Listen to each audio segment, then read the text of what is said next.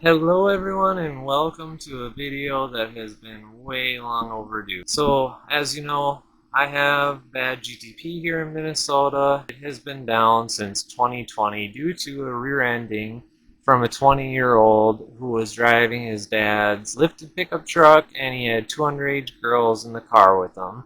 I was at a four-way stop sign, not a stoplight stop sign, and all of a sudden he comes barreling into me at full speed.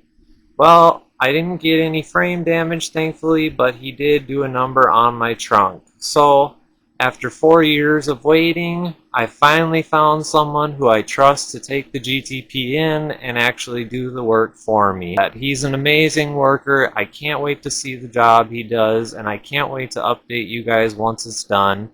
I have a brand new camera here. I'm shooting at 4K at 60 frames a second. I can go all the way up to 8K.